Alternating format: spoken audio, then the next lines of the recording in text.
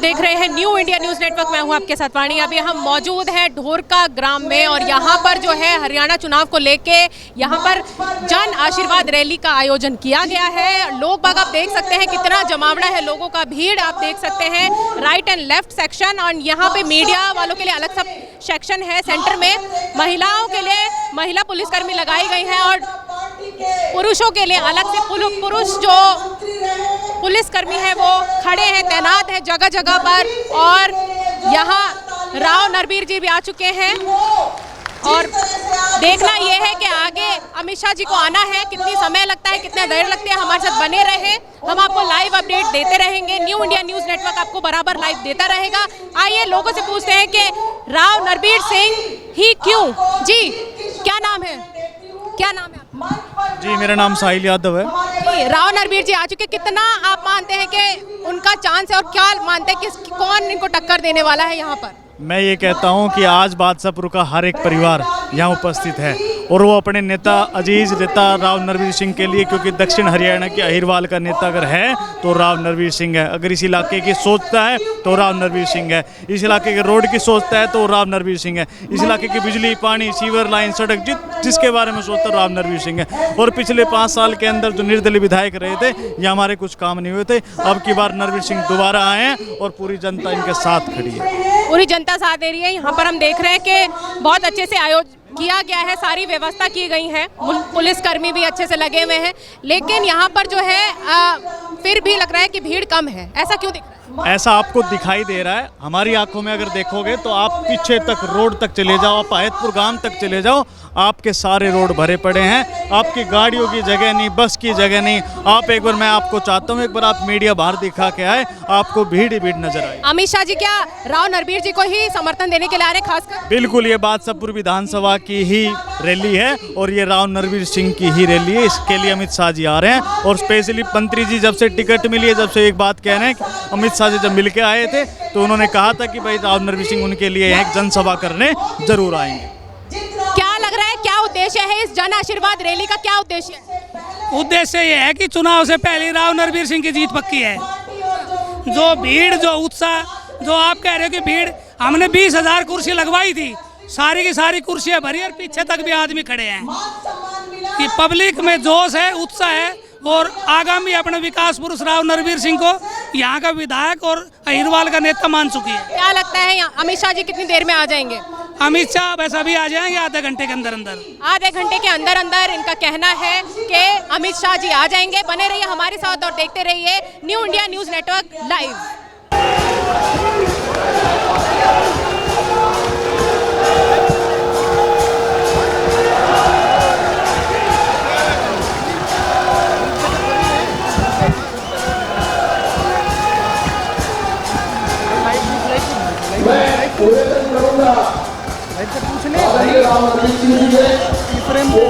हमारे मुखिया पहले वो कर ले जो करने के साथ साथियों कैसे कराती है दिल्ली का और आज अभी मार्ची को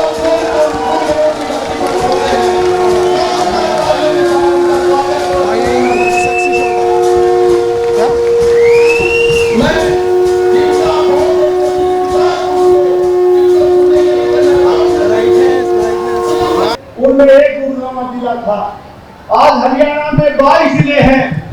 जो जिले आज से 15-20 साल पहले बने, उन जिलों में भी वो विकास के काम हुए जो गुड़गांव में नहीं हो पाए। जो मुख्यमंत्री बनता था वो अपने जिले में या आसपास के जिले में विकास करता था। ये वो गुड़गांव जिला जो हरियाणा के खजाने में सबसे ज्यादा पैसा देता है, रोजगार में और विकास में वंचित रहा।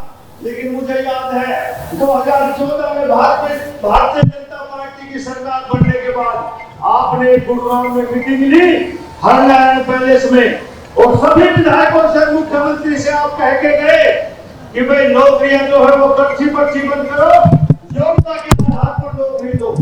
थोड़ा सा समय तो हमें भी लगा लोगों को समझाने में, लेकिन आज मैं कह सकता हूँ कि इस पर्ची के चक्कर से बच के सबसे ज्यादा जो नौकरी लगी है वो दक्षिण हरियाणा के लोगों बच्चों में लगी है। जो बच्चे तो हमारे पहले भी थे, लेकिन हमारी की पर्ची और सिफारिश नहीं थी, इसलिए हमारे बच्चे नहीं लगते थे।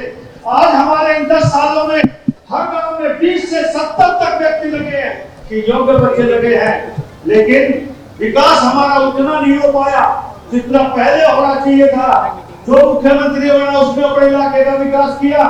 भाजपा की सरकार बनने के बाद सबका साथ सबके विकास पर खर्च हुआ और गुड़गांव में हमने बहुत विकास के काम किए, यूनिवर्सिटी बनाई, मेडिकल कॉलेज बनाए, बहुत से एक्सप्रेसवे बनाए, अंडरपास बनाए, बहुत कॉलेज बनाए। लेकिन पिछली बार 2019 में भाजपा की सरकार नहीं बनी, 2 दलों की सरकार बनी और साझेदारी के काम में जैसा होता है वैसा ही उस गुड़गांव किले में घूमता है। यहाँ विकास का काम नहीं हुआ, सड़कों में गड्ढे नहीं। मुझे कहने में संकोच नहीं कि इस गुड़गांव जो हरियाणा के खजाने में सबसे ज्यादा पैसा देता है, इन 5 सालों में विकास से वंचित रहा। लेकिन भाजपा की तरफ हरियाणा का, दक्षिण हरियाणा का आम आदमी देखता है कि यदि विकास इस दक्षिण हरियाणा में कर सकती है तो भाजपा ही कर सकती है। आज का वेतन जरा आपको जब पता है कि हरियाणा में चाहे कोई नतीजा आए, ये दक्षिण हरियाणा की तकरीबन सीट भारतीय जनता पार्टी की झोली में जाएगी और देश का नाम नरेंद्र मोदी जी ने दुनिया में किया है। मुझे विदेशों में घूमने का बहुत बड़ा अवसर मिला। 2014 से पहले नहीं जाता था, 2014 के बाद भी गया हूँ। जो मान सम्मान 2014 से पहले हमें नहीं मिलता था इंडिया वालों को, मोदी जी की सरकार बनने के बाद हर भारतीय को गर्व से कहने में कोई बोझ होता कि हम भारतीय हैं। ये मोदी जी की भारतीय जनता पार्टी की देन है। आज लोग विश्वास करते हैं, आम आदमी ये सोचता है कि हमारी सरकार है। मैं आपको यहाँ आने पर बहुत क्योंकि आपने आगे ज्यादा समय नहीं लूंगा। एक बार फिर सब जनता से मैं अपील करता हूँ कि भाई बादशाहपुर नहीं, 5 तारीख को वोट पड़नी है।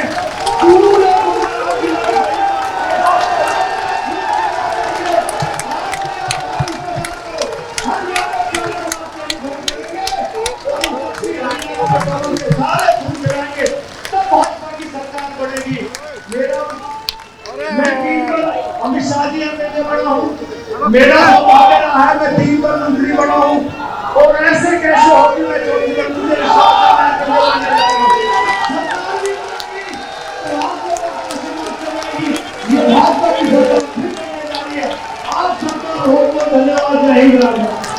हर 10वां जवान हरियाणा की माताओं ने अपने 9 निहालों को भेजने का काम किया। ये हरियाणा वीर भूमि है और भाइयों बहनों, मैं आज कहने आया हूं 2014 में जो परिवर्तन आया उसमें मोदी जी ने अपने प्रचार की शुरुआत इसी हरियाणा की वीर भूमि में की थी और मोदी जी ने वादा किया था कि हम 1 रैंक 1 पेंशन को पूरा करेंगे। 40 साल से कांग्रेस पार्टी की 3 पीढ़ियां, इंदिरा गांधी, राजीव गांधी और मनमोहन सोनिया, इन लोगों ने सेना का सम्मान नहीं किया। 1 रैंक 1 पेंशन को पूरा नहीं किया। हरियाणा वालों, बादशाहपुर वालों, आपने मोदी जी को प्रधानमंत्री बनाया, मोदी जी ने 1 रैंक 1 पेंशन का वादा पूरा। और आज मैं आपको कहने आया हूं कि 1 रैंक 1 पेंशन का तीसरा वर्जन भी मोदी जी ने लागू कर दिया है। अब नई तनख्वाह के साथ पेंशन मिलने वाली। भाइयों बहनों, ये राहुल बाबा जो है कांग्रेस के, जानते हो ना? अरे जानते हो या नहीं जानते हो? ये राहुल बाबा एक झूठ बोलने का मशीन। ये राहुल बाबा कहते हैं कि अग्निवीरों को इसलिए योजना लाए हैं कि सरकार उनको पेंशन वाली नौकरी नहीं देना चाहती। अग्निवीर योजना केवल और केवल हमारी सेना को जवान रखने के लिए बनाई गई। मैं आज कहकर जाता हूं हरियाणा की माताओं को, बहनों को, आपके नौनिहाल में सेना में भेजते वक्त मत झिझकिएगा। हरियाणा के एक एक अग्निवीर को हरियाणा सरकार और भारत सरकार पेंशन वाली नौकरी देने वाली है, पेंशन। और मैं आज बादशाहपुर में कहकर जाता हूं 5 साल के बाद कोई अग्निवीर ऐसा नहीं होगा जिसके पास पेंशन वाली नौकरी नहीं होगी। किसी को डरने की जरूरत नहीं। भाइयों बहनों, 3 अक्टूबर को माता रानी का त्योहार शुरू हो रहा है, नवरात्रि शुरू हो रही है और 5 अक्टूबर को आपको वोट डालना है। 5 अक्टूबर को वोट डालते वक्त ये शक्ति का अपमान करने वाले राहुल बाबा और उसकी कांग्रेस पार्टी को जवाब देना है, जवाब देना है। और ये तुष्टीकरण में अंधे हुए हैं। मुझे बताओ बादशाहपुर वालों, अयोध्या में राम मंदिर बनना चाहिए था या नहीं बनना चाहिए था? जोर से बोलो, बनना चाहिए था या नहीं बनना चाहिए था? एक गर्व से कहते हैं हमने अयोध्या के विचार को हो रहा है। राहुल बाबा, सीटों पर हार जीत तो होती रहती है, आप इसको रामलला के अपमान के साथ मत जोड़ो। आपकी पार्टी ने 550 साल से रामलला टेंट में थे, अस्थाई मंदिर में थे, कुछ नहीं किया।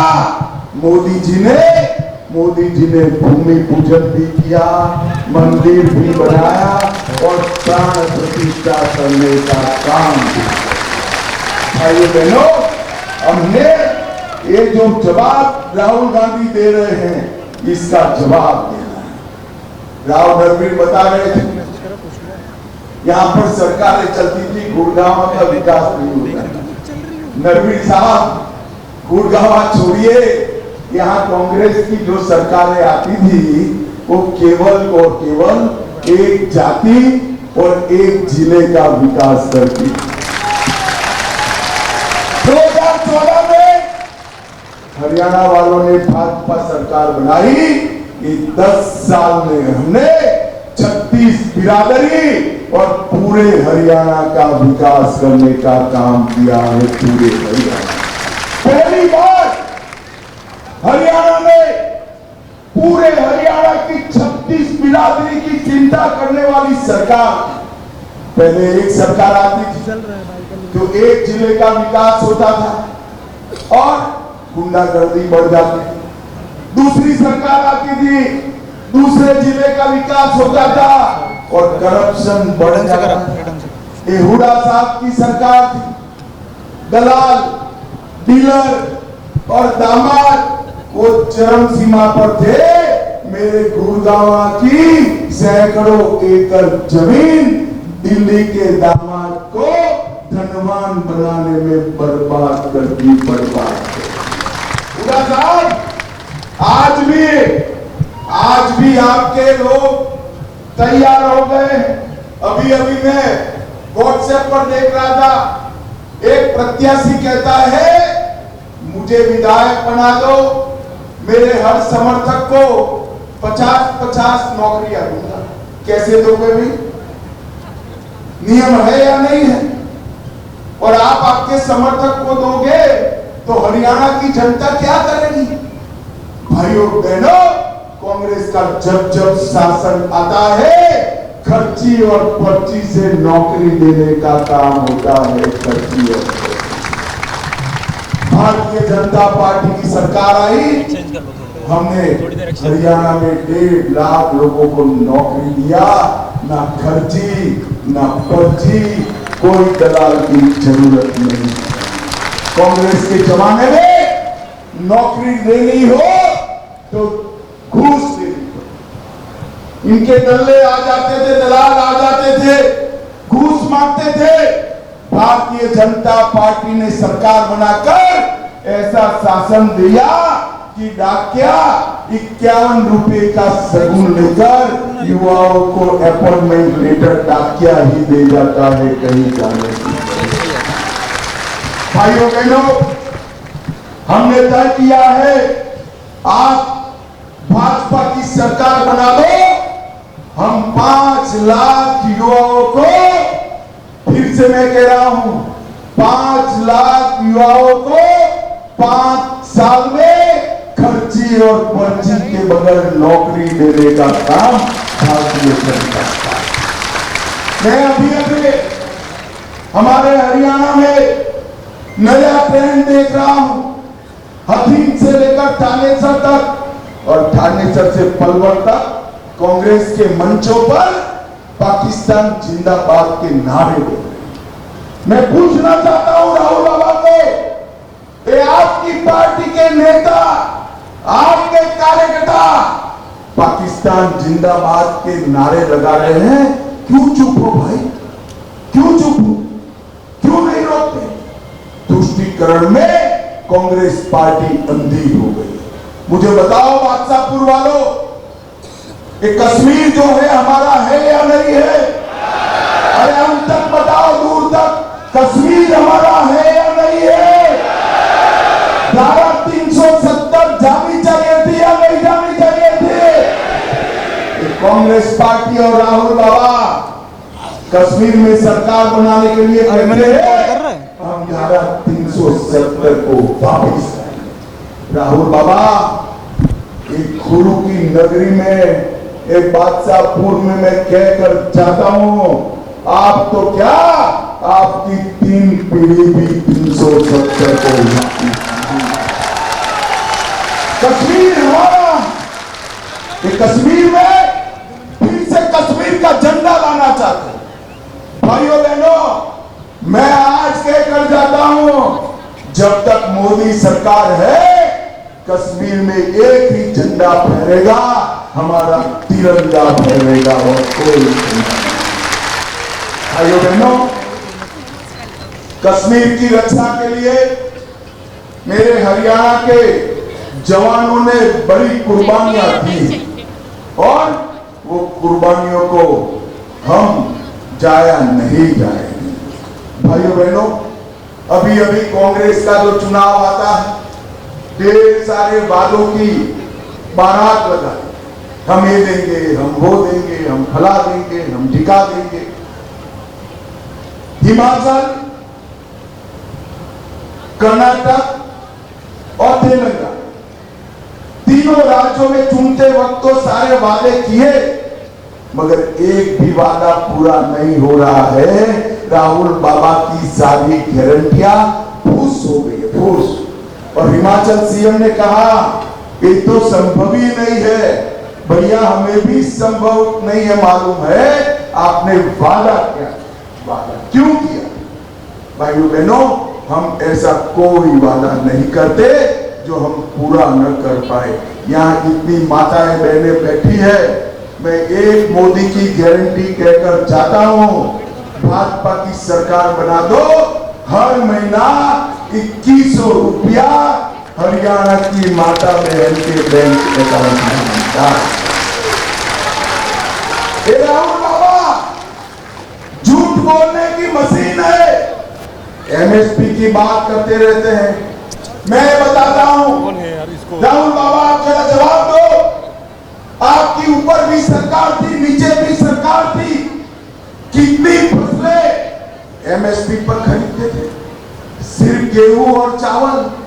और आज भारतीय जनता पार्टी की सरकार ने तय किया है 24 फसलों का दाना दाना भारतीय जनता पार्टी खरीद कर लेगी। दाना बाजरे की एमएसपी 3000 कर दी, सरसों की एमएसपी 5600 रुपया कर दी। राहुल बाबा आपसे 2 गुना 2.5 गुना करी है, और आप तो खरीदते भी नहीं थे, हमने खरीदने का काम किया। धान और गेहूं कांग्रेस के राज से हमने 2.5 गुना खरीदना है। भाइयों बहनों, अभी राहुल बाबा अमेरिका गए। लोकसभा में हम पर आरोप लगाते थे कि भाजपा आरक्षण समाप्त कर देगी। अब हम तो जवाब देते रहे, पब्लिक ने थोड़ा उनका भरोसा कर दिया। अब राहुल बाबा अमेरिका गए, वो अमेरिका में अंग्रेजी में बोलते हैं, यहां पर भी कई बार अंग्रेजी में बोलते हैं। अंग्रेजी में बोले कि हम एसटी, एससी और ओबीसी का आरक्षण समाप्त कर देंगे। राहुल बाबा, हाथी की तरह आपके दिखाने के और चबाने के दांत अलग है। आप क्या समझते हो? अमेरिका जाकर बोलोगे वो हरियाणा में नहीं आएगा? भाइयों बहनों, मुझे बताओ, ओबीसी का आरक्षण समाप्त करना चाहिए क्या?